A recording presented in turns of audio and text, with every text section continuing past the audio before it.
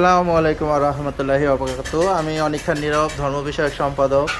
আমাদের সাথে আছে প্রাণপ্রিয় সভাপতি তানভীর ভাই, আছে সাধারণ সম্পাদক সবুজ ভাই, এখানে আছে সুচাপুর থানার ত্যাগী কর্মী প্লাস সভাপতি প্রান্ত, আর নতুন ইয়াংস্টার এই কমিটিতে জয়েন হয়েছে।